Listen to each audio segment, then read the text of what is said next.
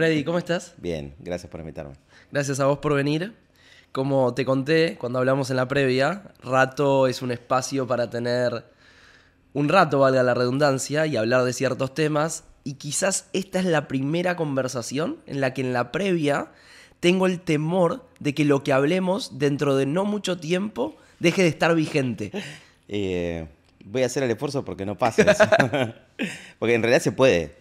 Bien, Depende de lo que hablemos. perfecto. Si hablamos de coyuntura No, claramente. de esto, no tiene sentido. No tiene Hay sentido. cosas mucho más profundas. Y esa es parte de la idea, ir más como a las raíces y no tan a lo coyuntural, porque un poco la intención es que las conversaciones perduren en el tiempo y no el vivir en esa inmediatez en la que estamos muchas veces. Me surge ahí como primera pregunta y muy básica de qué es en criollo la IA, que es algo de lo que venimos hablando tanto en el día a día. Sí, coyuntura total, ¿no? La IA es una disciplina científica. No es un chat, no es un software, no es una herramienta, es una disciplina científica. Que es como que depende de las ciencias de la computación. Y tiene aproximadamente 69 años. Eso ya tiene varias cosas, ¿no?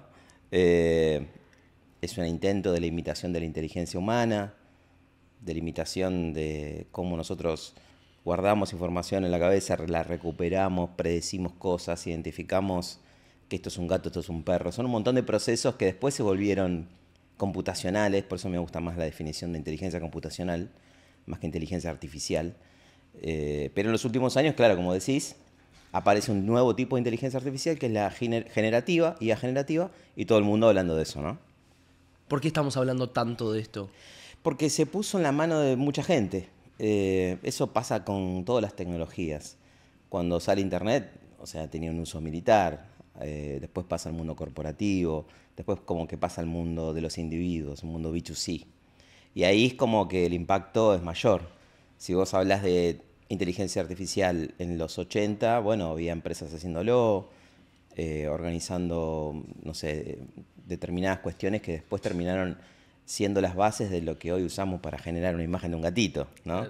Pero las redes neuronales artificiales, que son la base de la computación que está atrás de esto, en los 80 se estaba trabajando. En el 57 se corrió una simulación física en una computadora de una red neuronal artificial. O sea, hay mucho desarrollo científico-tecnológico atrás de esto, pero recién cuando aparece que vos podés darle un uso más concreto, cotidiano, digamos, ahí es como que se vuelve más popular.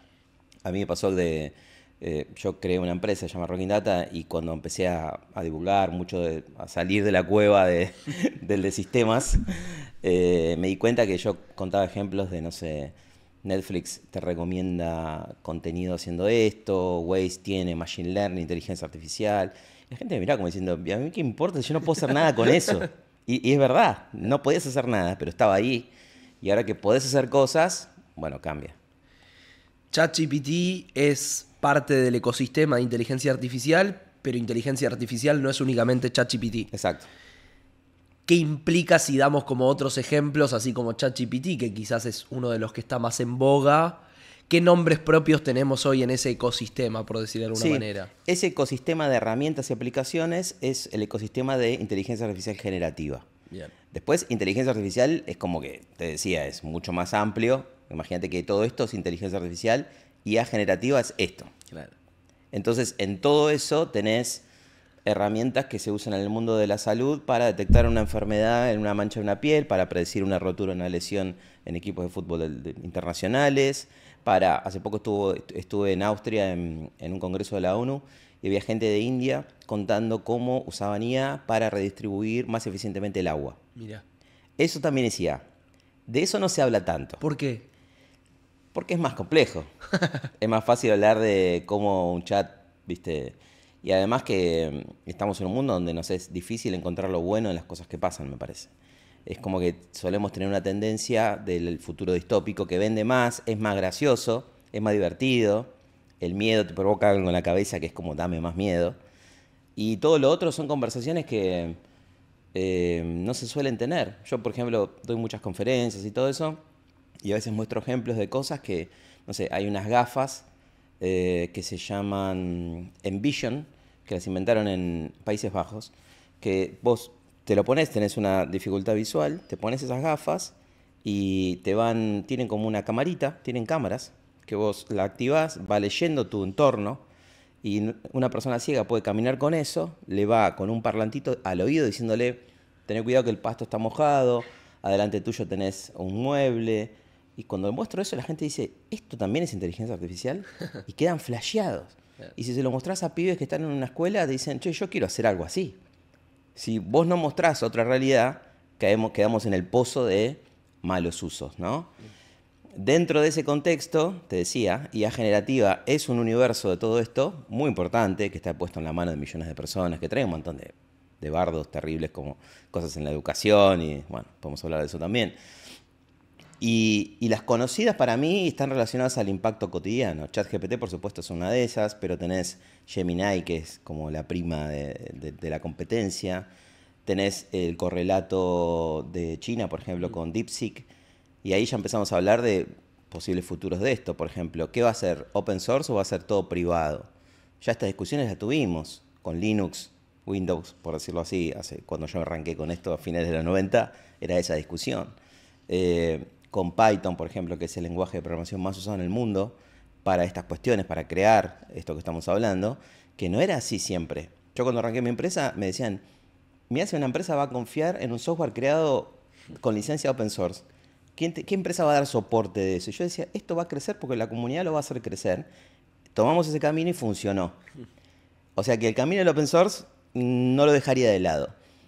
Y tenés entonces plataformas de modelos de lenguaje como son estos, en Estados Unidos liderando toda esa conversación, China también, herramientas como Veo3, por ejemplo, para hacer video que son increíbles, que realmente te friquean un poco cuando ves los resultados, porque decís, loco, no puede ser tan realista esto.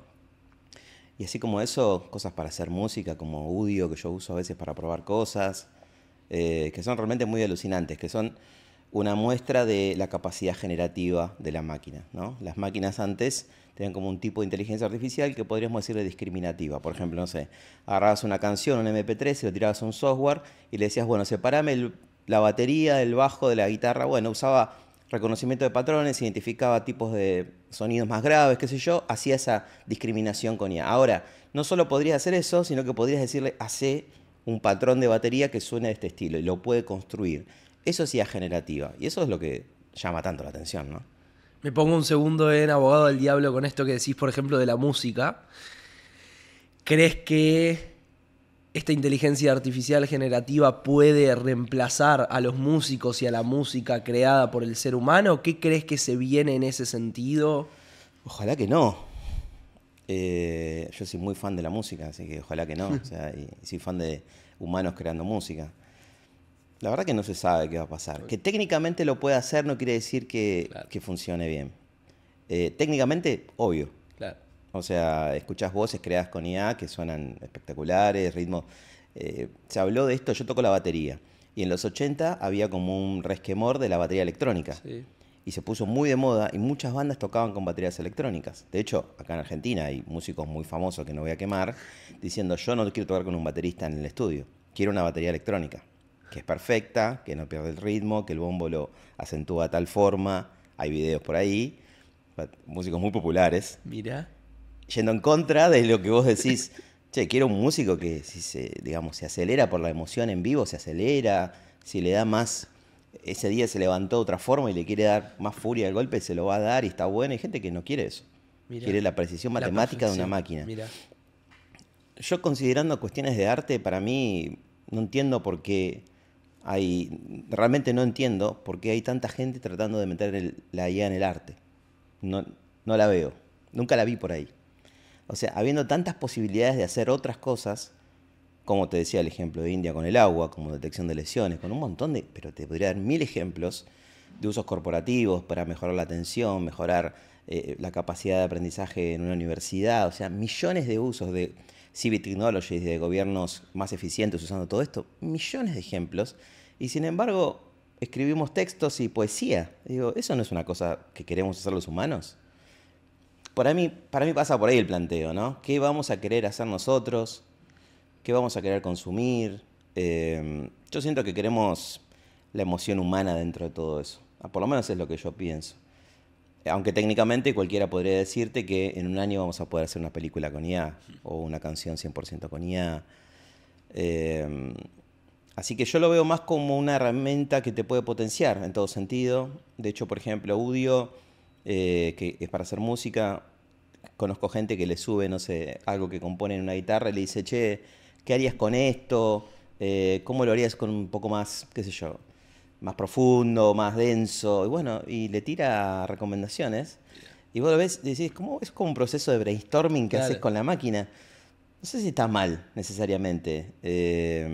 Y en el mundo artístico siempre fue. Hace poco un amigo me contaba que había muchos músicos que, qué sé yo, cuando salen el rock, que los que tocaban otro tipo de música decían, esto no es música, esto es demasiado simple, no hay un proceso ahí atrás, ¿no? Hay que ver cómo lo vemos dentro de 20 años. Y con esto de cómo lo vemos dentro de 20 años, y vos antes hablabas de la educación, y habitás también universidades y Sí. espacios del aula. ¿Cómo ves la inteligencia artificial hoy en día en el aula? ¿Y qué crees, qué sabés que viene como por delante en términos de educación y inteligencia artificial? Mm. Yo no trabajo un grado ni con chicos chicos y la verdad que te la regalo estar ahí hoy por varias razones. Pero me pasó, por ejemplo, que hace no mucho fui cerca de mi casa a dar una clase en un colegio di clase a los profes, eran como, no sé, 40 profes y personal docente, personal no docente, y ellos me contaban, me decían, bueno, hay chicos que traen producciones que están buenísimas, que contámela, les dicen, y no te la pueden explicar. Evidentemente o no las hicieron o también les faltan las habilidades de comunicación de eso, que son dos aristas diferentes quizás, pero hay que tener en cuenta. Estos cambios, digamos, no son nuevos con la IA, digamos, ¿no? Hay como en el mundo de la educación, yo di clases desde siempre, desde los 18, 19 años, y te hablo o sea, fin de los 90, donde ya veías un montón de crisis ahí dando vueltas, ¿no? O mucha diferencia entre un colegio público o privado. Te hablo en términos de lo que yo hago, que es la computación, digamos, ¿no? Entonces veías en colegios privados que estaban, no sé, a principios de los 2000 viendo Office, Excel, fórmulas, y después en colegios donde no había ni una computadora. Entonces vos decís, por un lado, no me gusta la idea de que ningún chico de ningún lugar del país no tenga acceso a las herramientas que va a usar para laburar un par de años después. Claro. O sea, no compro esa idea. Parece como muy obsoleto. Eh, la ONU y la UNESCO laburan bastante en ideas de cómo llevar esto a las aulas y no siempre hablan de herramientas. De hecho, casi nunca hablan de herramientas. Son muy inteligentes. Te dicen, oh, bueno, contales qué hace un algoritmo, cómo funciona, cómo puede tener un sesgo de carencia de datos. Explicales cómo pueden interactuar con una máquina, qué puede saber, qué no puede saber, cómo funciona un modelo de lenguaje. O sea, hasta como te diría, a un nivel mucho más abstracto de lo que estamos hablando, ¿no? Después si lo querés accionar con un robot que camine por una mesa, que tengas que enseñarle matemática, no sé, estadística, física incluso, como es bien aplicado, esto es muy divertido, ¿viste? Por eso a los chicos les gusta aprender a programar. Entonces hay discusiones que como que ya están obsoletas. Yo me acuerdo en el año 2000 se decía, ¿para qué le vamos a enseñar a programar? Te digo en colegios privados, públicos y privados donde yo daba clases, ¿no? No lo estoy inventando. Me decían, ¿para qué le vas a enseñar a programar si a estos chicos hasta les cuesta poder leer y escribir bien?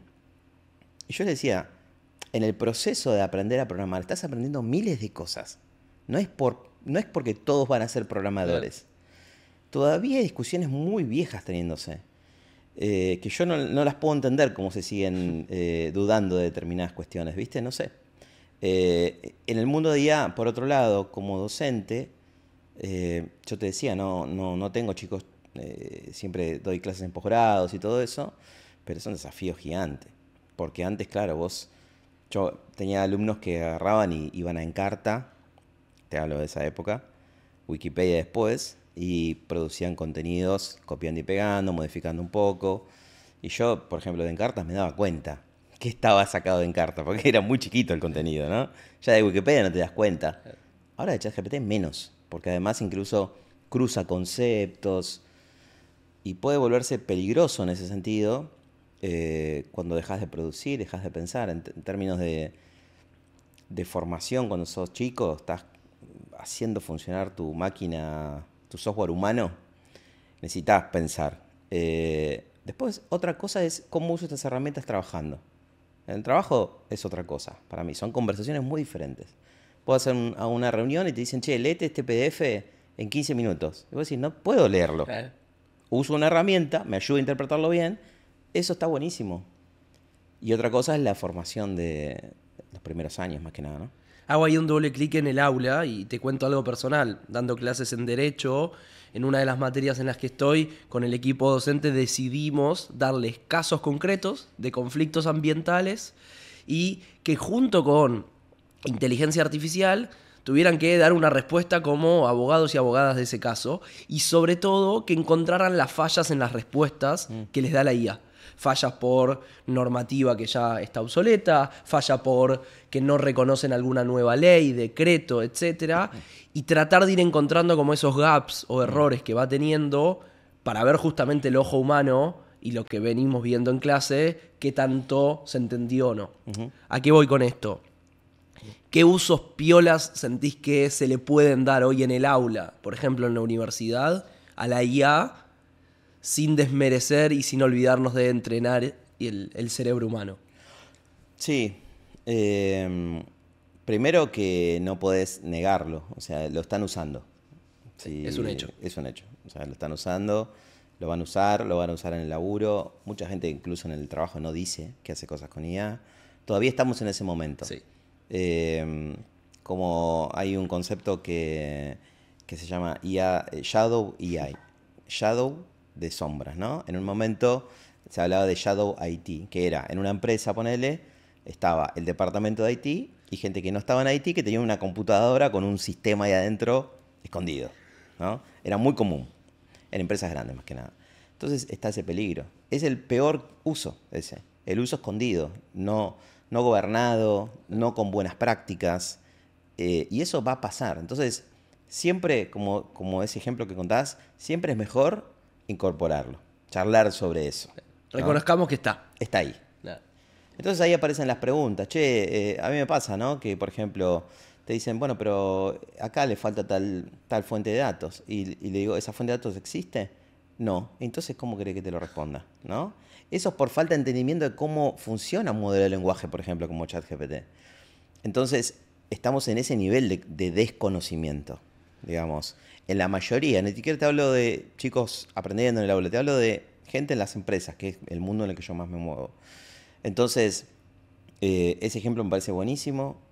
Yo conozco un profe que me decía que ponía una silla, que le ponía ChatGPT, una silla, como si fuese un alumno más, y como que lo involucraban en la conversación.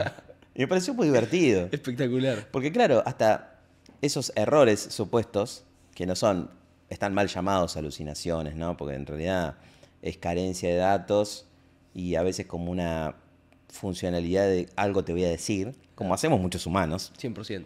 O sea, justamente, no sabemos decir que no y que no sabemos. Claro. Entonces es un peligro porque si supuestamente la IA es una réplica de la inteligencia humana y replica lo que no queremos, no está bueno.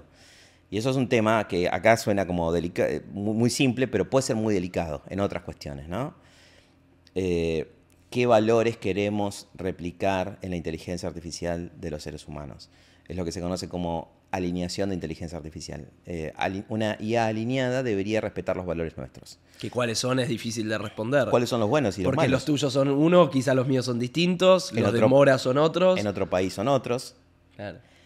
Eso es tan complejo, porque pensemos que estamos hablando de simulación acá, de modelado.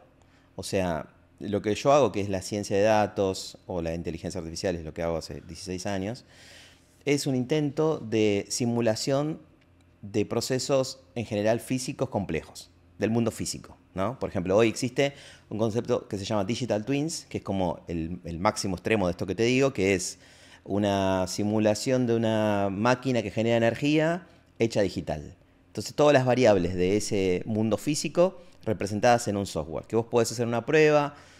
El puerto de Rotterdam está 100% Digital Twin. Hay aeropuertos también en Asia. Y eso les permite corregir. Claro, probar cosas. Imagínate, dicen, che, ¿qué pasaría si en vez de 500 barcos entran 600 hoy? Y lo probás en la máquina, Exacto. no en la vida real, llamémosle. Exacto. Imagínate si tenés un proceso de simulación en caso de evacuación en un incendio. ¿Cuánta gente puede salvar? Imagínate en una pandemia, ojalá que no tengamos nunca más otra, pero imagínate una cosa así. Hoy hay digital twins de órganos humanos donde se prueban medicaciones antes de probarlos en humanos. Eso es IA, eso es machine learning, eso es ciencia de datos y casi nadie sabe esto. ¿Por qué? Porque no es cool, no vende. Vende más clics decir, una IA tomó conciencia y una IA le salvó la vida. ¿Viste las notas? Las malas conversaciones que hay en los medios de comunicación. Es porque queremos una respuesta en un minuto de algo.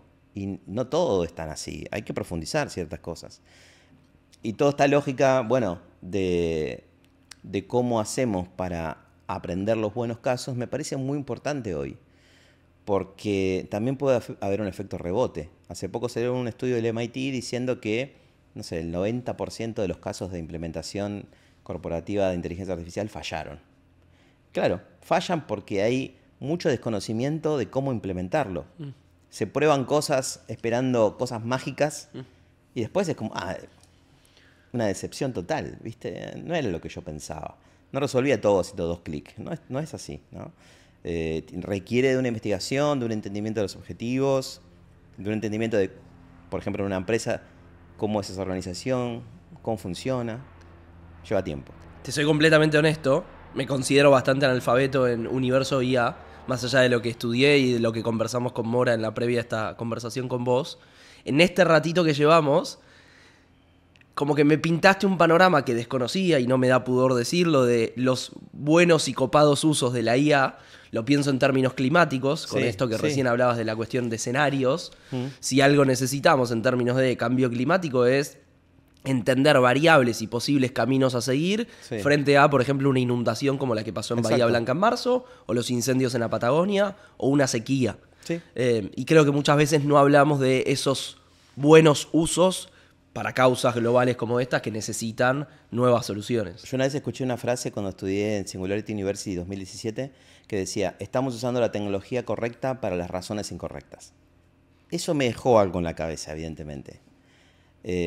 Antes de ir a Singularity en 2015-2016, trabajando en una empresa de telecomunicaciones muy grande, que es donde básicamente aprendí muchas de estas cosas, ¿no? En ese momento, 2014-15, se hablaba de Big Data, no se hablaba de inteligencia artificial, se hablaba de Big Data y Machine Learning, que bueno, está bien, es como que de esas dos cosas viene la IA, ¿no?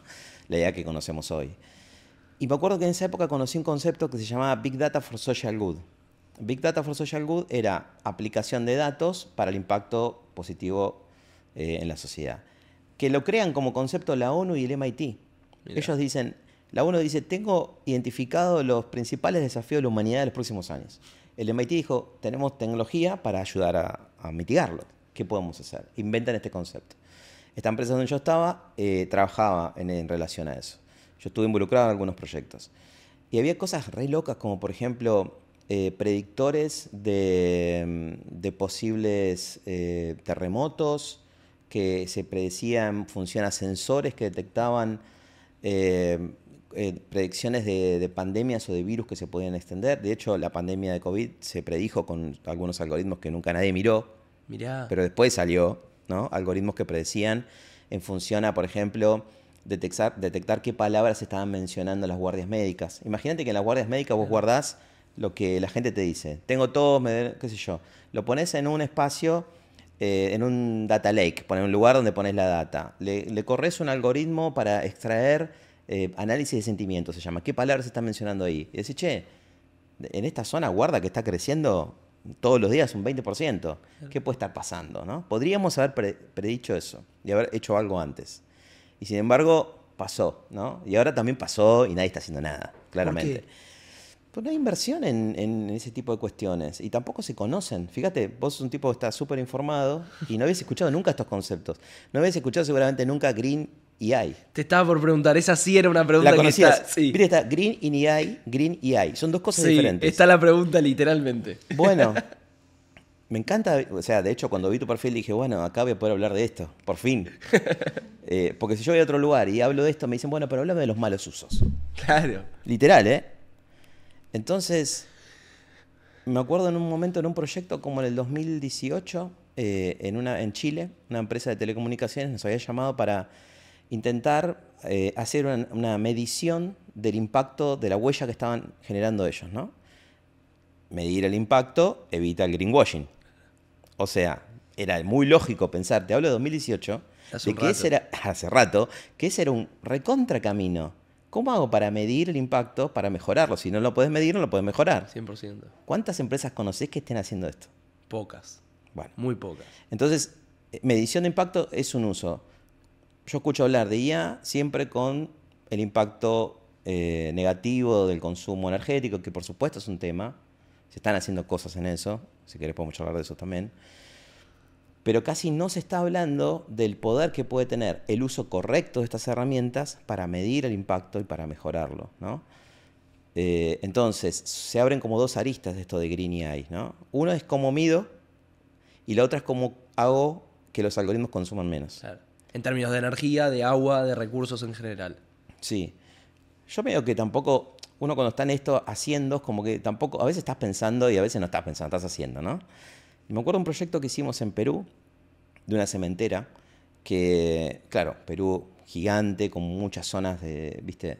Para distribuir materiales. Nos habían contratado para hacer una optimización logística, que es una optimización matemática, para que los camiones siempre vuelvan cargados, para que generen caminos más cortos, para que el cliente le llegue más rápido el producto, todo positivo, ¿no? Perfecto. Y eso es un típico proyecto de estos, Claro. porque consumís menos, está medido cuánto menos combustible están consumiendo ellos, con el mismo impacto en el negocio.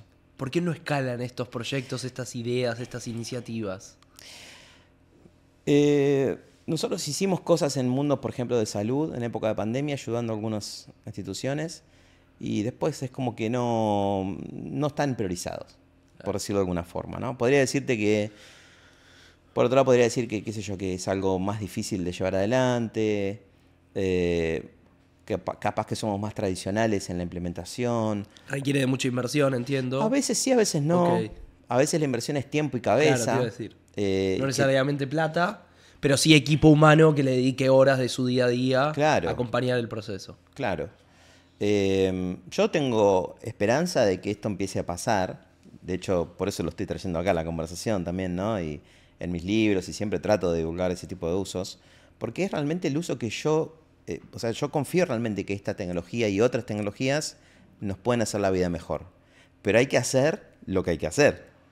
O sea, cuando hablamos de IA y hablamos de, no sé, hacer música con IA o hacer dibujitos con IA o películas, qué sé yo, todo bien, pero hay cosas mucho más relevantes, me parece, que se pueden considerar. Me surge preguntarte ahí en términos de voluntad política, que es algo que suelo preguntar en cada una de las conversaciones. ¿Qué crees que hace falta? Y más aún te lo pregunto habiendo estado hace poco en la cumbre esta en Viena de Sí. Naciones Unidas. ¿Qué está faltando? Estuvo buenísimo. Bueno, para mí es un mensaje también esto de la ONU, ¿viste? Que estén armando cosas ellos.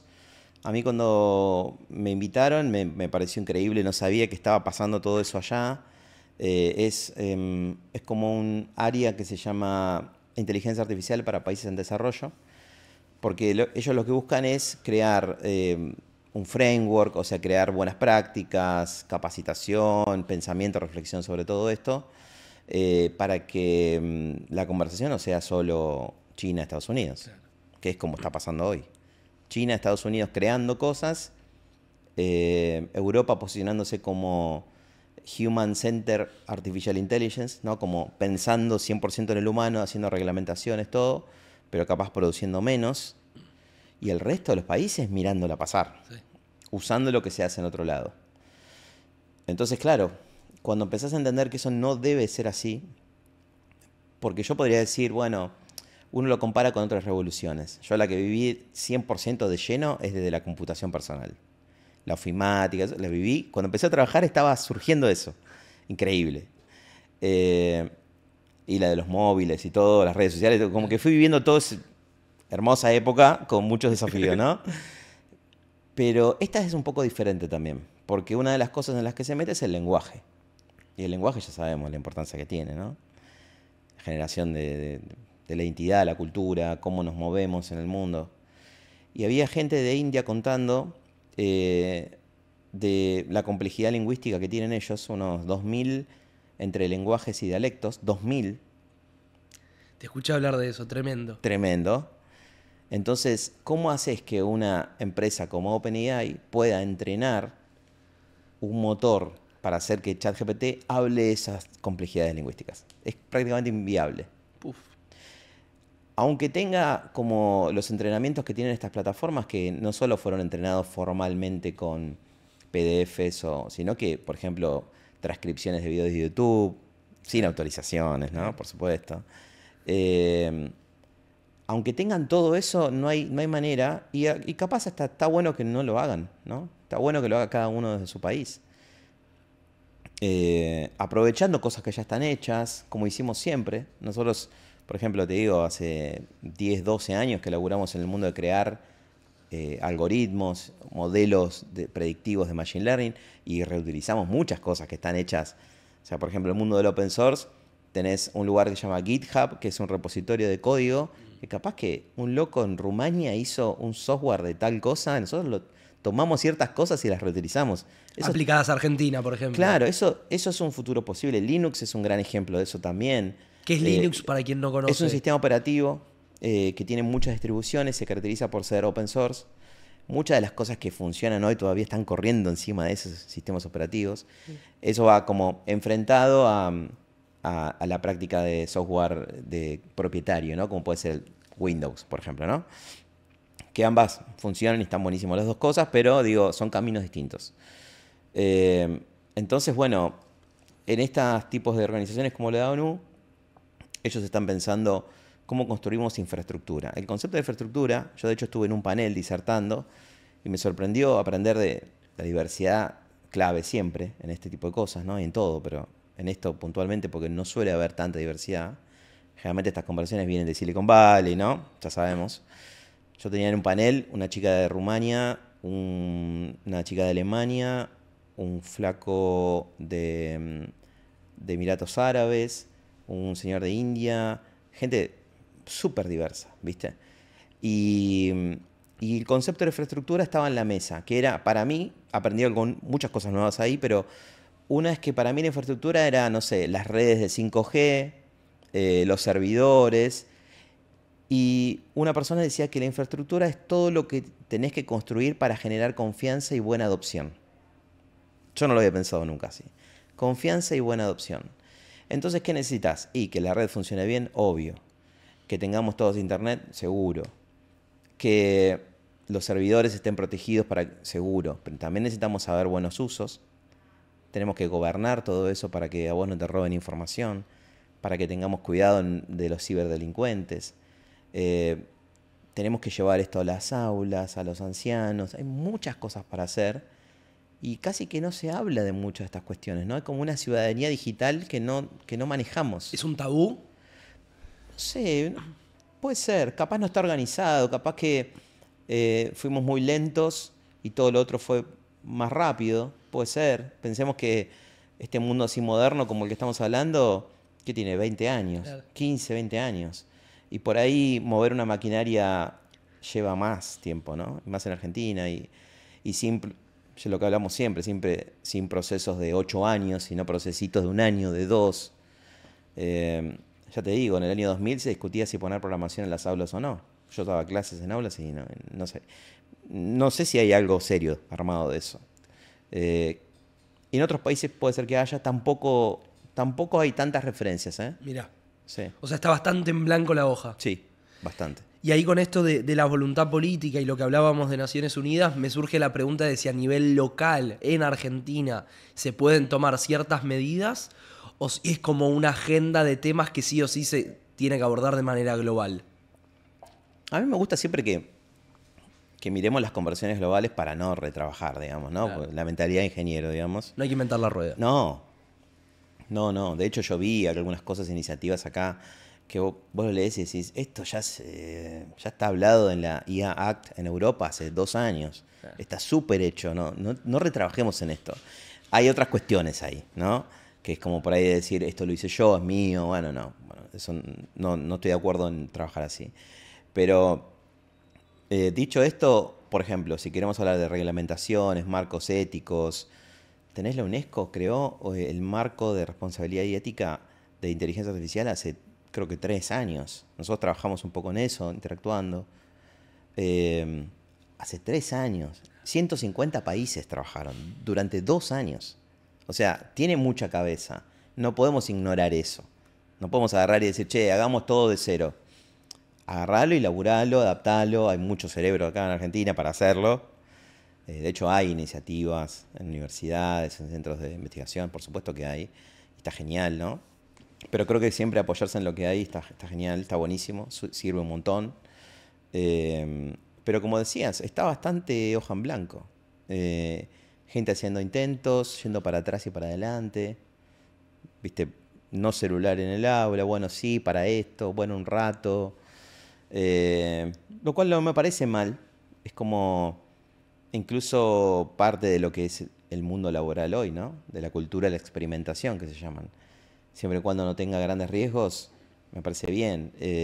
Hoy, por ejemplo, en Argentina encontrás experimentos de, no sé, agentes conversacionales con inteligencia artificial para dar clase de un tema específico, como fue un caso ahora en Argentina, no me acuerdo si fue en Córdoba o Santa Fe, que decían la primer profesora con inteligencia artificial. Escuché entrevistas a los chicos diciendo, bueno, en realidad, bueno, es algo bastante simple, ¿no? Como que está interactuando sobre un contenido específico de marketing, creo que era. Bueno, son buenos intentos, probar a ver qué pasa, ¿no? Capaz que ahí, no sé, le despertás una atención específica a un chico que está acostumbrado a consumir digitalmente, y por ahí es una alternativa, no sé. Desde el absoluto desconocimiento, ¿hay espacios, lugares de conversación, de craneo colectivo entre quienes están en el ecosistema de inteligencia artificial, quienes estamos en el universo, llámese ciertas causas sociales, ambientales, humanitarias, en Argentina? Porque al menos de lo que yo toco de oído, siento que no. Yo también siento que no. Ok. Eh, Qué loco, ¿no? sí. Me sale así como primera Sí, reacción. sí, sí. Yo conozco un profe amigo que se llama Tomás Balmaceda, Sí. filósofo conocido, que tiene un centro de, estoy tratando de recuperar el nombre del lugar, es como un centro de pensamiento sobre filosofía de la inteligencia artificial o algo así sería, ¿no? Es lo más cercano que se me viene a la mente. Debe haber espacios que no conozco, ¿no? Pero digo, no es que hay espacios, al menos de lo que vos conocés, de tenemos este problema con el agua o con el acceso al agua en tal provincia o el tal No, municipio. no. Sentémonos a ver qué soluciones similares se han implementado en otras partes del mundo y qué podemos hacer en ese No pueblo. conozco eso, no conozco eso. Lo más parecido que se me viene a la mente de eso son los hackatones, Claro. que en alguna época he estado en muchos de ellos. Eh, sí, por ahí algunas empresas que buscan premiar talentos que salen de esos hackatones, lo cual me parece espectacular. O sea, es una gran forma de llevar el cruce de estos dos mundos, ¿no? De cruzar perfiles un poco más técnicos con problemas reales. Porque si no ves un problema real, te inventás un problema, si sos técnico. Claro. Si te gusta construir soluciones, si te gusta programar, por ejemplo, algo vas a querer resolver. ¿Qué es un hackatón para quien nunca estuvo en ese universo? Sí, claro, está bien, son un universo muy mega Yo nerd. estuve de chico, pero... Yo he estado, hasta hace no tanto, por ahí que a veces como jurado y esas cosas. Un hackathon suele ser como un lugar físico donde la gente, o a veces es virtual, pero muchas veces es físico, donde la gente va con la computadora y por ahí a la mañana se plantean, bueno, vamos a resolver desafíos de medio ambiente, desafíos del mundo de la salud. Bueno, creemos una app y la gente se junta y dice, vamos a crear una app que resuelva esto. Y están todo el día laburando y suele haber premios, van a universidades que por ahí motivan a generación de talento, puede haber empresas que invierten en algunos proyectos. Está buenísimo. Me estoy entusiasmando mucho, Freddy, con que cuando salgamos de la cámara nos pongamos a hablar un poquito más en cómo hacer un hackatón, IA y temas ambientales en Argentina. Sí, yo conozco gente que lo hace. De hecho, por ejemplo, tengo un amigo que se llama Yoyo Riva, que en su momento ahora tiene Tecuoya, que es un evento, una organización, capaz conoces, Sí. Ex Social Lab, que fue como un gran impulsor también de Singularity University en Argentina y del impacto social de la tecnología, y de hecho de ahí nos conocemos ya hace como 10 años, y ellos hacen mucho eso. Hay que buscarle esas maneras para mí, ¿no? De eso me interesa porque muchas veces es como que solemos ver el problema, pero generalmente no estamos produciendo soluciones posibles. Estamos como viendo, bueno, debería haber esto, che, debería pasar esto. Creo que se viene una época un poco de eso. Ya pasó para mí el hype del miedo de la inteligencia artificial, ya pasó, o está pasando, O está terminando, o digamos. está terminando para mí. Mira. Es como que estamos en ese momento. Hay un concepto que se llama el ciclo del hype, que es como una tecnología va pasando, ¿no? De una, esto sirve para todo, esto resuelve todo, o esto me va a sacar el trabajo, hace lo mío. Siento que ya pasó, Mira. va a empezar a bajar un poco, vamos a empezar a ver qué usos buenos o qué usos hay para mi laburo, para mi estudio, para solucionar problemas de la sociedad. Y van a quedar como la productividad, digamos, lo que sí funciona. Esa es mi esperanza. Pero bueno, hay que seguir laburando en la divulgación de esto también, y la divulgación y la ejecución de esto también, porque si no podemos quedar como, bueno, fue una moda, ¿viste? Fue el metaverso. Y en realidad no creo que sea así. Realmente es una tecnología muy potente, con muchas posibilidades. Mientras te escucho pienso y lo vivo mucho en lo ambiental, en cuestiones de derechos humanos, que hay como algo de que nos abruma la cantidad y lo inmensos que son los problemas de este estilo. Sí. Y que en cierta medida necesitamos escuchar buenas noticias. Porque últimamente creo que estamos rodeados de noticias malas, de pálidas, de angustias. Y siento que hay algo interesante en esto de cómo ser portadores de buenas noticias y generar un poco de esperanza, pero no simplemente la esperanza por creer, sino la esperanza aferrada a hechos y ejemplos tangibles. Sí, sí, sí. Hace no mucho veía un estudio del crecimiento de la negatividad en las noticias, tipo del 5000%. Mirá. Dato. O sea, buscalo bien Mirá. el dato, pero crecimiento de la connotación negativa de las noticias en los últimos años, pero tremendo, ¿no?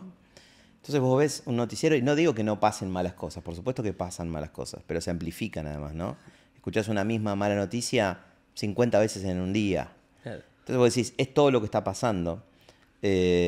Me acuerdo cuando estuve en Singularity que últimamente estoy recordando muchas cosas porque te quedan aprendizajes que vas procesando, ¿viste? ¿Qué es Singularity para quien no conoce? Singularity es una universidad no formal en Estados Unidos que está ahí en California, en Mountain View, lo que se llama Silicon Valley, digamos, que en su momento fue muy pionera de estas conversaciones de tecnologías exponenciales. Los tipos hablaban de IA fuerte de verdad hace muchos años, ya 20 años. Uno de los fundadores, Ray Kurzweil, es un gran referente de este mundo, de las tecnologías exponenciales, especialmente de la IA. En los 60 hacía música con IA. Hay un video de él en un programa de televisión haciendo música con computadoras. Tipo, totalmente loco, totalmente loco. Ray Kurzweil tiene varios libros de inteligencia artificial muy profundos. Hay uno que se llama Cómo construir una mente. O sea, lo leí 3 veces, todavía no lo entendí. Así que recomiendo. Bueno, yo gané una beca que me fui a estudiar ahí 2 meses, dentro de un campus de la NASA, una experiencia re loca, muy buena. Ahí es como que después arranqué mi camino emprendedor y construí Rocking Data, mi empresa. ¿Qué te decía Singularity? A partir de Singularity veníamos con la negatividad de las noticias. Bueno, una de las primeras conversaciones que tuvimos, y no sé si no fue el primer día de ese verano que pasé ahí de 2 meses, fue, si querés emprender, dejar de ver las noticias. Mirá. Consejo. Primer día te dicen eso. Sí. Yo ya no lo hacía de antes. Antes de eso yo ya no miraba noticias. Para no empaparte de malas noticias. Tu cerebro queda como trabado. ¿Cómo puedes crear algo si pensás, mira, si miro la economía, yo miraba la economía no arrancaba nunca mis emprendimientos. Jamás. No contrataba a nadie. Hoy tenemos 50 personas. Vos decís, con todo lo que pasa, no, mirá si voy a emprender acá. No. Y es como un stopper de la innovación y del desarrollo muy grande. No digo que no me informo, termino estando informado porque hoy en día abrís Instagram y ya está, te enteraste. Pero hay como poner barreras. Sí, ¿no? sí, hay que poner una barrera. Me consumo un par de cositas, medios específicos que me gustan y nada más, no todo el día. Entonces, bueno, sí, yo creo que las buenas noticias no venden. Es un poco lo que hoy se conoce como el concepto de clickbait también, esto del ciberanzuelo. El clickbait sería una noticia que dice, no sé, una IA predijo el fin del mundo, ¿viste? Y todos vamos corriendo a apretar a ver cómo es el fin del mundo. Y en realidad es un flaco en una editorial, en un medio, decime cómo sería el fin del mundo. No, hacémelo más distópico. Haceme una imagen más terrorífica. Poné un niño, poné... Así es. O sea, no es una IA que se levantó y dijo, che, voy a predecir cómo es el fin del mundo. Eso no pasa. No existe. Hubo un humano detrás de eso. Claro, ¿no? La IA, hay muchos mitos sobre la inteligencia artificial, ¿no? Por ejemplo, de los sesgos. Un sesgo es una replicación del sesgo humano. O sea, lo que pasa es que nos cuesta un montón decir, mirá cómo hicimos las cosas durante 50 años. O sea, ponemos en la IA los sesgos, las fallas humanas, los errores, llamémosle el lado B de las cosas que no, Correcto. que en realidad son nuestras. De No. Mijael, de Freddy, de quien Obvio, fuere. Por eso. Y es muy difícil de verlo. Es más fácil echar la culpa a una máquina. El sesgo de... Los sesgos, me acuerdo, me preguntaban esto y yo decía, me miraban como diciendo, dale, decime los sesgos, decime que está mal, ¿viste? Yo decía, no es así, ¿no? Les explicaba y no les gustaba a muchos, pero porque, por ejemplo, hubo un caso en LinkedIn, la plataforma de búsqueda de empleo, muy famoso. Hubo muchos casos de esto, pero este me parece muy fácil de entender. LinkedIn, vos buscás laburo y sos una empresa y decís, che, quiero buscar un CEO de una empresa. Construyeron una descripción del rol y dijeron, bueno, una persona con tantos años de experiencia, bueno, armaron esa descripción, la pusieron en LinkedIn. LinkedIn vos pagás y le muestra el aviso a las personas con más probabilidad de que apliquen al trabajo, de que te sirvan para ese rol. Bueno, se lo mostraba a todos hombres blancos de más de 50 años. Entonces, el mundo empezó a decir, el algoritmo de LinkedIn discrimina. Y en realidad lo que estuvo haciendo fue ver el histórico de cómo habían sido los que aplicaban y habían sido CEOs de empresas, y esa lógica la metió en el modelo. O sea, simplemente replicó la historia de la humanidad respecto a ese punto. Pero para todo el mundo era una IA que discriminaba. Es como muy fácil correr, ¿viste? Correrse y es como, bueno, listo, es culpa de la máquina, ¿no? Es un gran espejo nuestro, ¿no? Como especie. De lo bueno y de lo malo. Claro. Sí. Ahora, organizaciones como, por ejemplo, la ONU que te decía, están como en esa conversación en qué cosas queremos replicar. Porque, por ejemplo, yo empecé un doctorado, ahora lo tengo medio frenado, así que perdón a mis profesores, en doctorado en computación, y mi tesis es sobre alineación de inteligencia artificial. O sea, esa es lo que quiero hacer. Por eso estoy haciendo el doctorado solo por hacer la tesis. Y hablando con gente de filosofía, con gente de computación. Te pongo un ejemplo. Imagínate que en los próximos 10 años vamos a tener, no sé, algunos bebés de las casas del mundo van a tener un muñequito que hable, ¿no? Un osito de peluche. Y el bebé va a hablar con el osito. Y vos decís, bueno, genial, que le hable en inglés cuando es chiquitito, que practique, que le haga juegos, qué sé yo. Está bueno, no tiene por qué ser malo, ¿no? Ahora, ¿qué historia les va a contar? ¿Hasta dónde va a llegar? ¿Qué palabras va a usar? ¿Qué va a responderle cuando le haga una pregunta picante el bebito, el niño, ¿no? No sabemos nada de eso. Eso es alineación de inteligencia artificial, es descubrir cuáles son los valores, los conceptos, las ideas que queremos que se repliquen en las máquinas. No se está hablando de eso, pero creo que va a ser una conversación de los próximos años. ¿Qué otros mitos sentís que hay con la IA en esto que decías de los mitos que dan vueltas? Lo del reemplazo me parece el principal mito. El reemplazo laboral, ¿no? El reemplazo no solo laboral, reemplazo de funciones, ¿no? Como hoy ves los estudios y ChatGPT se usa como psicólogo.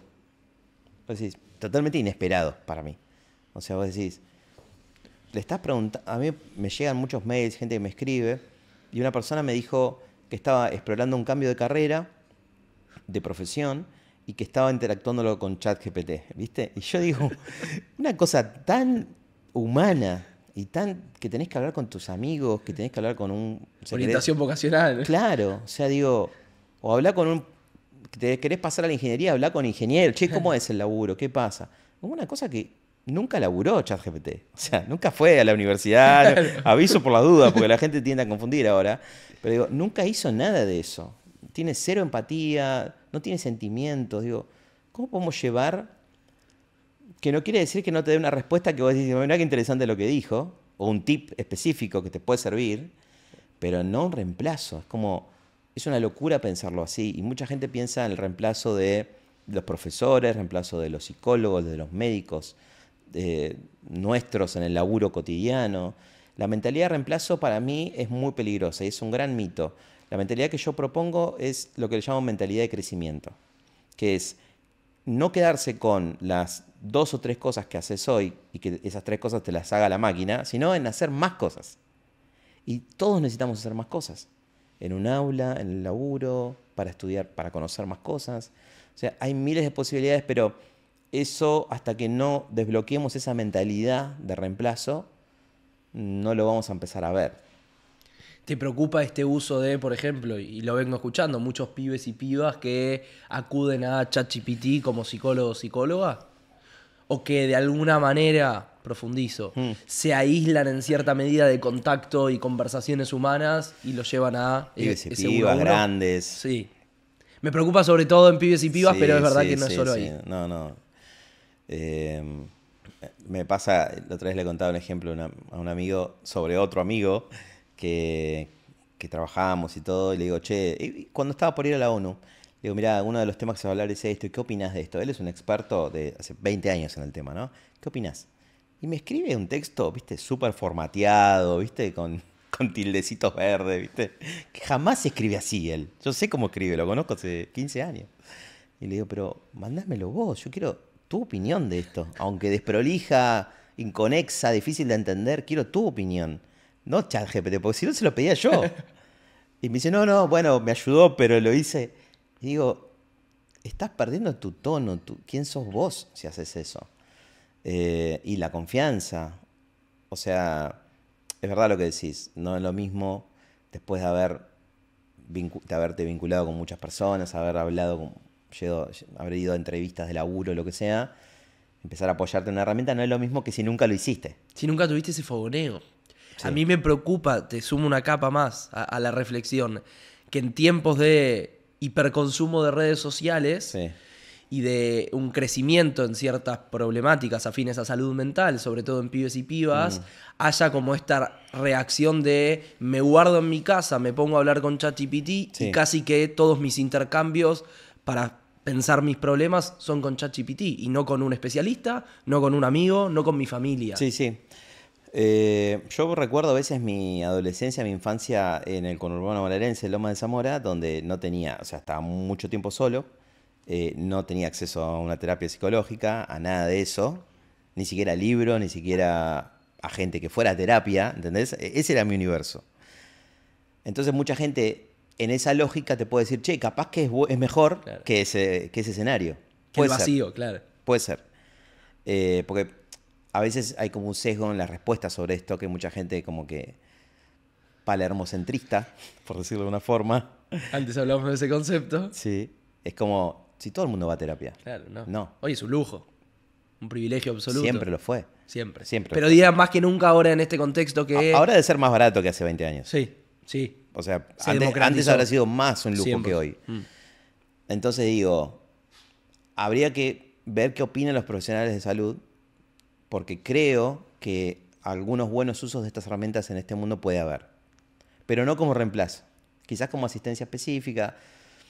Hay gente pensando en esto seriamente. De hecho, por ejemplo, a veces voy a dar clases a la Universidad de Islas Baleares en Mallorca, que tienen un centro de investigación. Es una universidad que se enfoca, por lo menos donde voy yo, en psicología. Y tienen un centro de investigación de IA para psicología. Mirá. Brillante lo que hacen, lo que prueban, como asistencia en las terapias. Entonces no lo demonizaría, Claro. digamos. Creo que todavía, digamos, está como esta capa superficial de preguntarle, che, me peleé con mi amigo, ¿qué le digo? Resolvémelo ya, ¿no? Como la cosa hoy de la inmediatez también, no del proceso de terapia de un año, donde ahí encontrás algo. Para mí está más relacionado a eso, ¿no? A querer respuestas rápidas. No tanto la herramienta, sino capaz que si no tenés herramientas, si le preguntabas a otra persona y decías, che, decime ya cómo bueno, no es así, o sea, no todo es rápido, hay cosas que son procesos. Pero sí, la verdad que me preocupa esa cuestión de que hay gente que tiene mucha ansiedad social también, ¿viste? Que vas a eventos y no te hablan, que están con el celu, están en otra. Todos lo vivimos, quizás antes estábamos más obligados. No tenías el celular y estabas en un lugar, tenías que hablar. Después, por otro lado, veo que, por ejemplo, mi hija tiene 21 años. La única hija que tengo tiene 21. Y la veo que a veces deja el celu y se va a la plaza con los amigos. Entonces es como, qué lindo esto. Hay muchos clubes. El otro día había un estudio sobre clubes, centros deportivos, que hay no sé cuántos millones de personas en Argentina yendo a clubes. Creo que el uso de las redes sociales va a ir bajando. Me da la sensación que vamos a empezar a encontrar que no está bueno subir todas las comidas que haces por día, o que compartir la foto de tu bebé recién nacido. Vamos a empezar a decir, che, esto va a haber un poco de condena social, digamos, ¿no? Decir, che, no hagas esto, no hace falta subir una foto de todo. Yo, la verdad que cada vez uso menos redes sociales. Y veo más gente en esa.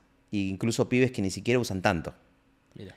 Pero claro, hay sectores que están más vulnerables a todo esto y bueno, por supuesto hay que hablarlo. Y estamos como probando el chiche todavía, ¿no? Sí. Como que nos acaban de regalar un juguete Sí, que todavía lo sí, explorando. sí. Explorando. Con la IA generativa repasa eso. Claro. ¿No? Todo el mundo probando todo para todo. Me busqué a mí mismo en ChatGPT. ¿Para qué? Dije yo, pero bueno, probalo, ¿no? O le pregunté esto que tengo una reunión y cómo encararía este tema. Y como que vas probando qué me sirve, qué no me sirve. Si lo usas como un ejercicio de... como si estuvieses brainstormeando, pensando con otro, bueno, puede ser. Siempre y cuando para mí no reemplaces tu pensamiento ni tu criterio con eso. Lo cual es un desafío, ¿no? De buen uso. Te escuché, perdón, hablar de, en este listado de 10 puntos que hiciste en tu charla TED, corregime si estoy equivocado. Sí, correcto. Que uno de los puntos en los que hablas es de no depender, por ejemplo, en el manejo del auto, Sí. de que maneje el día de mañana el auto todos los días, sino nosotros Claro. no perder esa capacidad cognitiva. Y nosotros también agarrar el volante Sí. y manejar. No sé si lo expliqué bien. No, lo explicaste muy bien. Sí, mi último libro, Invisible, le puse los 10 principios nuevos de la inteligencia artificial. No quería poner las leyes, ¿viste? Tipo hacerme la Asimov. Algunos me dijeron, como Asimov, no, es un montón, le digo. No estoy para eso. Pero los 10 nuevos principios sí me animé, que son ideas para... El libro es de ciencia ficción, ¿viste? Y la ciencia ficción no siempre es futurismo, es a veces como imaginar escenarios posibles. Aún hoy, no en el futuro, sino hoy, ¿no? Por eso me gusta mucho como recurso, incluso pedagógico. La ciencia ficción te puede ayudar a pensar qué pasaría si los autos se manejaran solos todos. Probablemente nos olvidaríamos de cómo manejar. Si plancharía... Bueno, ¿y qué cosas querés mantener, no? Porque, Claro. no sé, yo ayer intenté planchar una camisa, estuve 1 hora, creo, y quedó muy mal. Y digo, si hubiese un robot que planche por mí, capaz yo digo... No te jode de reemplazar. No me jode. Claro. ¿Y qué te va a joder y qué no? ¿Y quién va a decir que está bien que te jode y que no? Bueno, son todas esas preguntas. Porque por ahí, hoy vemos cosas de hace 30, 40 años y decimos, ¿cómo puede ser que antes se resolvía de esta forma? Éramos cavernícolas, decís. ¿Por qué no lo hacíamos? ¿Cómo puede ser, no? A mí me pasa cuando viajo que digo, ¿cómo la gente viajaba sin Google Maps o sin Waze?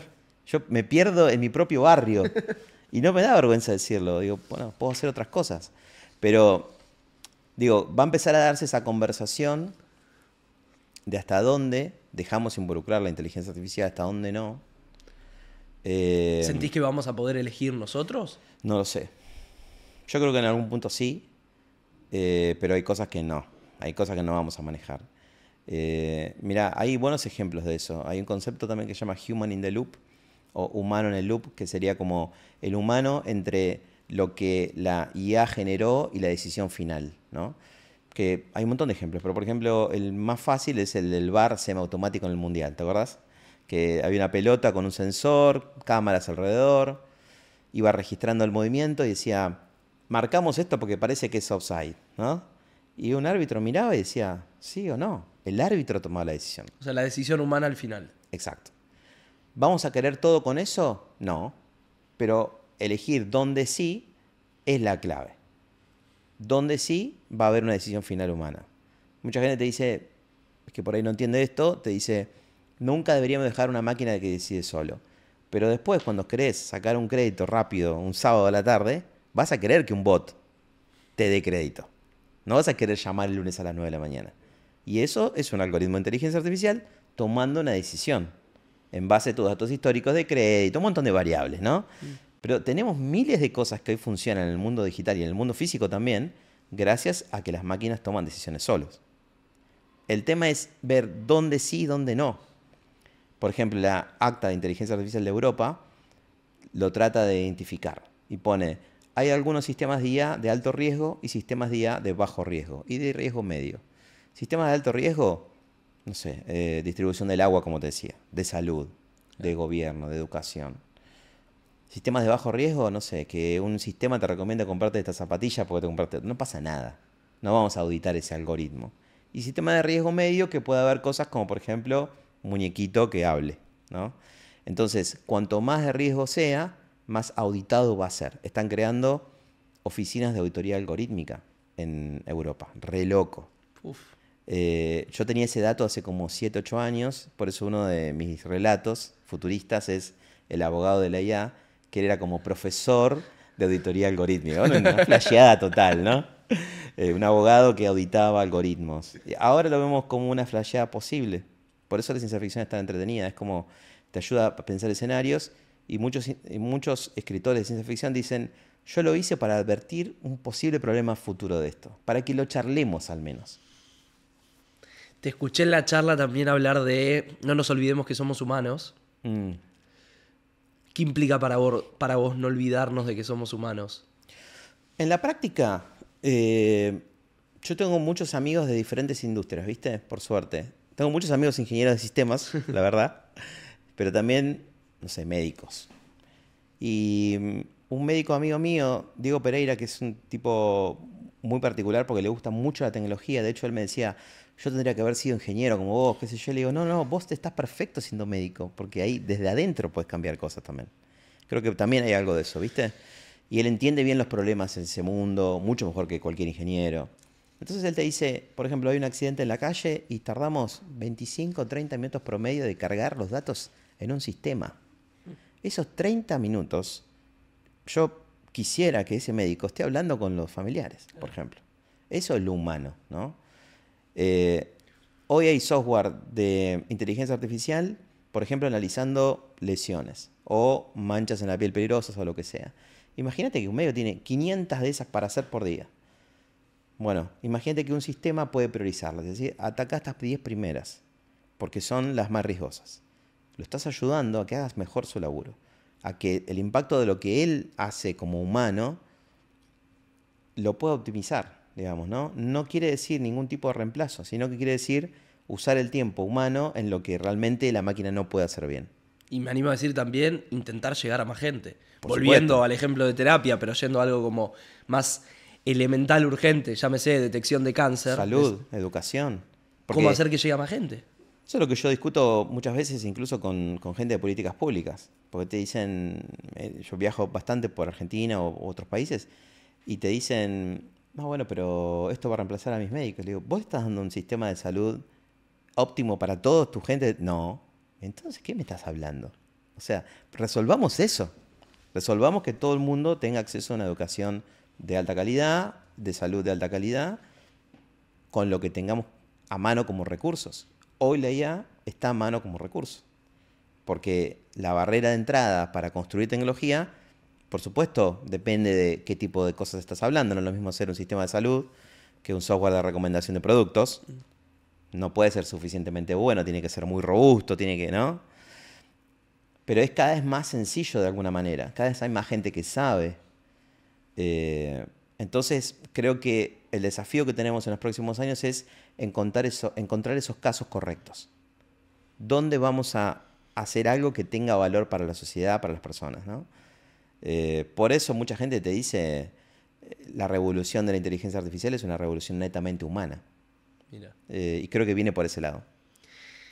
Vengo escuchando mucho esto de, me animo a decir, con cierta esperanza, poner fichas y expectativas en que a medida que usemos cada vez más la inteligencia artificial, eso nos dé más tiempo libre, más tiempo de ocio, que creo que es algo que perdimos y mucho. Sí. ¿Coincidís, no coincidís? ¿Cómo lo ves? A mí me encantaría. A mí me encantaría tener más tiempo de ocio. ¿Tenés? Sí. Toco la batería, me junto con mis amigos, ando un poco en bici, trato. Tuve épocas donde no, donde mi balance fue muy malo y eso me trajo problemas de salud. Lo que tiene la trampa de lo que te gusta en tu trabajo es que es eso, te atrapa. y te quedas ahí enroscado todo el día. Me ha pasado. Épocas donde estoy escribiendo los libros, qué sé yo. Pero si no, sí, trato de balancear un poco con mi familia, amigos. Es una decisión, digamos, ¿no? Y también, por ejemplo, en mi mundo, el mundo de la tecnología, el trabajo remoto impacta un montón en esto.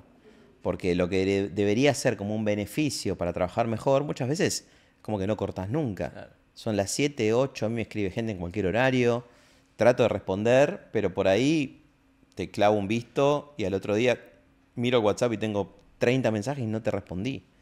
Y te genera una sensación de que es la noche y estás, me parece que no respondí tal cosa, ¿viste? Es una forma de laburar muy compleja, creo.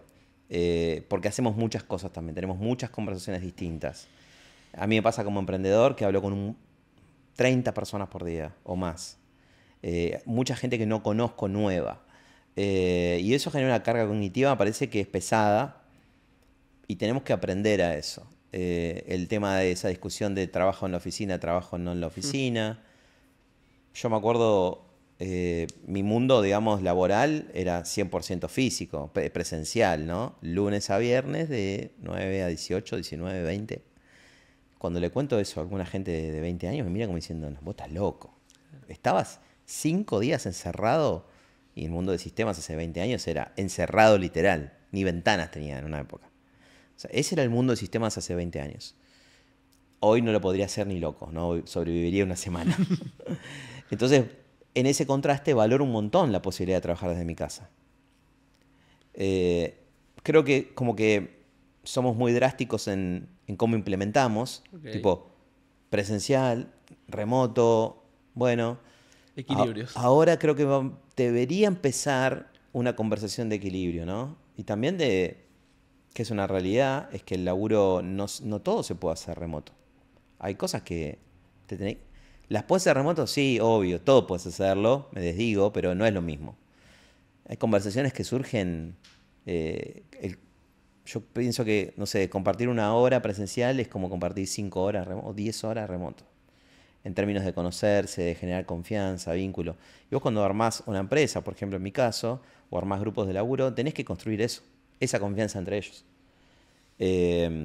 Por eso creo que como que somos muy binarios en remoto, presencial, digital. Bueno, viene un mundo para mí de hibridez en ese sentido, de generarse espacios. Yo ahora me estoy haciendo en mi casa mi sala analógica, por ejemplo. Y no quiero que haya... No hay nada de... No, quiero tener libros y cosas así, y tener un espacio para ir y sentarme y escuchar un vinilo, ponele, no sé. Que eso es cosa de mi edad, ¿no? Banco. Pero creo que hay que generarse esos lugares. No te quiero dejar de preguntar con algo que viene pasando cada vez más y que se mete en la conversación pública, inclusive en la previa de elecciones. Lo que pasó hace más o menos 2 meses, un video fake de Mauricio Macri, en víspera de elecciones acá en la Ciudad Autónoma de Buenos Aires. ¿Qué opinás de ese tipo de uso de la IA, que no solo está pasando acá en Argentina, sino en todo el mundo? ¿Y qué crees que venís leyendo de lo que puede venir por delante en cuanto a eso? Sí, eso es lo que se conoce como deepfakes, que son los, digamos, es como te ponen a hacer algo que nunca dijiste o nunca pasó, ¿no? Y es un uso súper negativo de la inteligencia artificial. De hecho, el concepto de deepfake debe ser del 2017, que se usaba en el mundo para tratar de simular, te ponían en una película porno tu cara, cosas así. Y yo me acuerdo cuando escribí un artículo en ese año, 2017-2018, investigué un poco y se hablaba de un concepto que era native dubbing, que es como doblaje nativo, ¿no?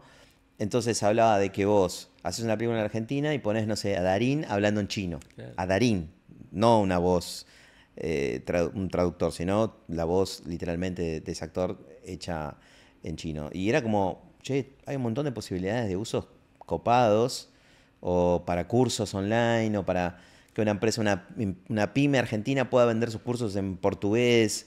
Yo decía, che, está re bueno. Y la verdad que no fue por ese lado, lamentablemente. Fue por esto que vos decís, ¿no? Fue por lados malintencionados. ¿Eso se podía hacer sin IA? Sí, obvio.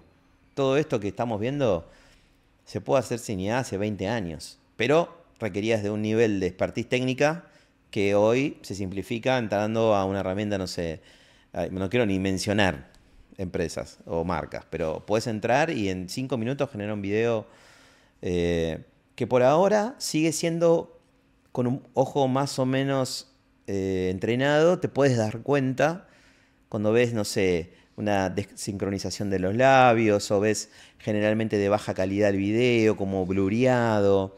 Y eso es porque está hecho con software específico. Si lo hicieras con software bueno, ni te darías cuenta. ¿Y qué podemos hacer con todo esto? En unos meses. Yo desconfío un poco de los humanos en cuanto a esos usos, honestamente. Claro, me gusta la frase porque no desconfías de la IA, desconfías de los humanos. Sí, sí. Y esa es la manera de verlo. Yo creo que va a haber una ley. Si no se está hablando ahora, debería estar multado eso, pero después es difícil de tracear, ¿no? ¿Quién largó este video? ¿Quién lo hizo? Después creo que lo que va a haber es, ya tuvimos algunos problemas resueltos, no iguales pero similares, porque si te fijas, vos sos muy joven, pero hace 20 años la gente no compraba online. Claro, ¿no? Había mucho miedo. O sea, ¿por qué? Era un miedo real. La gente simulaba perfiles, te estafaban. Comprabas un producto y te mandaban una caja vacía, una notebook con un jabón adentro. Sigue pasando, bueno, muy poco, porque mucha gente lo ve como un negocio, entonces dicen, no voy a hacer cualquier cosa, voy a hacerlo bien. Entonces en esa época creció mucho las herramientas de segurización online. Aparecen fuertemente los protocolos tipo, viste, cuando ves HTTPS, la S de Secure, ves el candadito, decís, bueno, si un sitio es seguro, me animo a poner mis claves. Bueno, hay iniciativas en el mundo generando como especies de marcas de agua. Cuando vos estás en el celu y bajás una foto, tu carrete, digamos, apretás ahí, pones información, aparece un montón de data abajo, ¿viste? A qué hora la sacaste la foto, qué sé yo, eso se llama metadata. La metadata sería como la data de la data. Si vos a esa metadata le incrustás un parámetro que sea como esto está modificado con IA, yo hago un video, lo modifico con IA, te lo mando y vos automáticamente ya vas a saber que está modificado con IA. No hace falta que vos me lo digas. Exacto. Bien. Porque justamente no lo voy a decir, claro, si quiero hacer algo malintencionado. Entonces yo pienso que las plataformas, hoy hay como un etiquetado que vos tenés que hacerle. Decís, esto está hecho con IA, viste, en Instagram. Claro. Pero eso depende de la persona. En cambio, esto no depende de la persona. Te va a aparecer, me imagino, en Instagram, por ejemplo, un candado, un iconito de IA diciéndote esto está hecho con IA. Vos ahí ya, y ahí aparece el sentido común, el pensamiento crítico, el mundo del periodismo posicionándose como, yo voy a mirar estas fuentes creíbles. Quizás hasta tenga un impacto positivo, ¿no? De qué fuentes miramos, ¿no? Ya no seguimos a cualquiera, sino que yo, si me quiero informar de verdad, miro estos medios. No sé. Freddy, tengo acá 5 cartas, Upa. tarjetas, con palabras. Es sencillo, te lo prometo. Pinky Promise, como dirían en Twitter. Elegí una, la idea es que elijas 3 y vamos de a una. Vamos. A ver, ¿qué dice? Educación. Reaccioná a lo que quieras, como quieras, en base a lo que hablamos. Educación. Bueno, lo hablo mucho con mucha gente, la verdad. No solo como los miedos y todo eso, sino digo, ¿qué hay que aprender? ¿Qué hay que aprender? Porque también hay una realidad. Por 10 años de mínima, los trabajos relacionados a estas herramientas van a ser los más buscados. Entonces, a mí que me pasó que nací en una situación donde para mí la tecnología fue un impulsor de ascenso social, de darme posibilidades, yo siempre voy a intentar que más gente pueda acceder a todo esto. Porque lo siento así, digamos, ¿no? Veo gente que me dice, che, empecé a estudiar sistemas y conseguí laburo en 6 meses, conseguí laburo en 1 año. Tengo un sueldo mucho mayor porque o me gusta lo que hago, ¿no? Lo veo todo el tiempo, lo escucho todo el tiempo. Entonces digo, no demonicemos estas herramientas, aprendamos, aunque sean las herramientas de IA generativa. Las herramientas de IA generativa son como el nuevo Excel. O sea, si no sabes Excel en el año 2000, estás fuera de un montón de laburos, de oficina y todo eso. O sea, consejo, aprendamos las herramientas de IA generativa, que van a ser un commodity. O sea, en 2 años todo el mundo va a saber IA generativa, entonces ya tu currículum no se va a diferenciar. Pero vas a tener un tiempo donde sí. Y después hay un montón de carreras para estudiar, hay ciencias de la computación, ciencia de datos. En San Andrés, donde yo doy clases, tenemos la ingeniería en IA. Son muchas cosas muy interesantes porque se vienen años de mucha creación. Ojalá mucha creación desde Argentina, para lo cual necesitamos talento. ¿Confías en la creatividad humana? Sí, obvio. Me encanta. Trato de impulsarla. Qué lindo. Vamos con la segunda. Vamos. Humanidad. No sé si tanto lo mío. Humanidad. Bueno, creo que siento como que las herramientas estas, al hacer cosas tan parecidas a los humanos, como que nos va a llevar a replantearnos ciertas cosas, ¿no? Tipo las inteligencias de las plantas, los animales, también se hicieron replantear mucho sobre la inteligencia humana hace muchos años. Ahora parece algo, una inteligencia no biológica. Empezamos a decir, che, esto parece un humano. Está el síndrome de Lisa, que es el primer chatbot de la historia en el 66, que la gente creía que hablaba con un humano del otro lado, una locura. Entonces, claro, hay mucha gente dándole como características humanas al software y no lo es, nunca lo va a hacer. Y eso te puede llevar a replantearte, para mí, qué es solo del humano y qué no es solo del humano. Lo decía Turing en los 50. Decía, si pudiéramos crear máquinas que piensen, ¿cuánto entenderíamos del pensamiento humano? Decía, ya lo veía, ¿no? Un tipo vivía en el futuro, ¿no? Así que, bueno, si es un buen disparador, yo creo que hasta puede ser positivo entender eso. Yo lo veo en el mundo del laburo, por ejemplo, gente en las empresas que me dice, bueno, si libero tiempo de esto, puedo hacer cosas que no puedo hacer hoy. ¿Y qué no puedes hacer? Y mirá, me gustaría tomar un café con el cliente y no lo puedo ver, hago todo por WhatsApp. En cambio, si libero tiempo, puedo generar eso, que es básicamente el vínculo humano, lo que nos lleva adelante y lo que es más lindo además, ¿no? Así que pienso que puede haber un espacio ahí, pero bueno, depende de nosotros. ¿Sos optimista en los usos que le demos como humanidad a la IA? No sé, algunos sí, otros no. Hay cosas buenas que se están haciendo, hay cosas muy malas que se están haendo. Por algo hay ONGs como Stop Killer Robots. Te escuché hablar de eso, ¿podés brevemente profundizar? Bueno, Stop Killer Robots es una ONG, vinieron a Argentina, yo los conocí en el 2018, creo, antes de la pandemia. Que es una ONG que piensa en que no se debería habilitar la construcción de máquinas autónomas de armas. Y de hecho hay. O sea, hay ya hoy. Entonces, bueno, si estas organizaciones están velando porque haya un humano tomando esa decisión, ¿no? El Human in the Loop que hablábamos antes. Y por supuesto que se van a querer usar para esas cosas. Que tampoco que haya un humano es sinónimo de que que se vayan a usar bien. Seguro que se van a usar mal. Así tenemos la cantidad de guerras que tenemos hoy en día. Por supuesto se usan mal, siempre. Pero es como que hay como hace poco lo hablaba con una persona que labura en legislación, que trabaja en ONU, y me decía, lo que pasa que, pues yo le decía algo así como, tratamos de entender o legislar más o bloquear más lo que puede hacer una máquina y el humano hace cualquier cosa. Algo así le dije, ¿no? Y me dice, sí, tenés razón, pero con el humano tenemos más experiencia. O algo así me dijo. Yo dije, bueno, ok, lo tomo. Es como que ya sabemos que lo estamos haciendo mal, pero ya lo venimos haciendo mal hace muchos años. Claro. Pero con esto no queremos hacerlo mal de entrada, lo cual me parece bien. Aunque uno sea optimista, está bueno que haya gente que no es optimista, porque de esa forma tu pensamiento está un poco más balanceado. Por eso a mí me gusta hablar con gente incluso que ve todo lo negativo en esto, que hay un montón. Claro. Y tiene otra mirada complementaria a la tuya. Sí. Tercera y última. A ver. Chan. Sensibilidad. Me mataste con eso. Sensibilidad. Hay gente que habla de la IA sensible. Y está conectado con esto también que decíamos antes de el uso, ¿no? Viste que el chat te dice cosas lindas, ¿no? Como que vos decís, ¿por qué debería hacer eso? Hay gente que te dice, un chat te debería decir, acá tenés la información. Punto. ¿Querés algo más? Corta. Pero claro, así un software no genera un vínculo. Y lo que funciona es lo vincular en el chatbot. ¿Y sentís que podemos ir perdiendo cierta sensibilidad humana a medida que la IA entre cada vez más en nuestras vidas? No sé, puede ser. Pero a mí lo que me da miedo de esto es que no nos demos cuenta que no es un humano. Claro. O sea, como que perdamos, pase el test de Turing ese y ya sintamos que es una IA sintiente, como le dicen al concepto. O sea, la IA del 56 a hoy fue adquiriendo como diferentes capacidades, por decirlo así. Ahora estamos en una etapa donde aparecen nuevas capacidades como la Embodied IA, que es la IA física. O sea, robots con inteligencia artificial como nunca tuvimos. Esto está pasando en los últimos 2 años.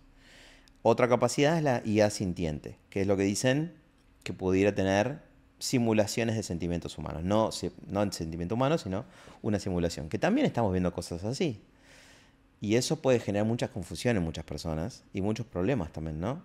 En muchas va a ser una ayuda y en otras puede ser algo muy grave. Por eso es delicado. Como vos sabés, Freddy, este proyecto se llama Rato, por el concepto de tomarnos un rato para hablar. Y siempre me gusta cerrar con la misma pregunta que es, ¿a quién le pedirías un rato para hablar y de qué? ¿A quién? Sí. ¿Tiene que estar vivo? Esa es una pregunta que se hace seguido. Siempre decimos que se puede alguien vivo y alguien muerto. Damos uno y uno. El otro día hice un experimento que me sorprendió a mí mismo, que es crear hay una cosa que se llama GPT personalizado, que es agarras un GPT y le das información para que se entrene. Y por la fiesta de aniversario de inteligencia artificial le pusimos toda la data de mucho material de Alan Turing y le dimos toda la información que pudimos sobre lo que está pasando hoy con IA. Mira. Y lo pusimos a hablar, básicamente. Puf. Y lo que dijo fue muy increíble. O sea, realmente me sorprendió cómo conectaba el modelo las cosas nuevas con lo que él pensaba de antes. Me pareció muy sorprendente. Y lo mostramos en un evento que hicimos, que había como 100 personas, y yo miraba las caras de la gente como diciendo, esto que está diciendo es increíble. De hecho, muchos me pidieron el video y le dije, no, quedó acá. Lo tengo ahí. Entonces, cuando vi eso, y estaba como sorprendido, y lo hizo un modelo de lenguaje. Seguro que Turing lo habrá hecho 1000 veces mejor si lo pudiera tener acá. Así que Alan Turing. Gracias, Freddy. Un placer, gracias a vos. Por favor.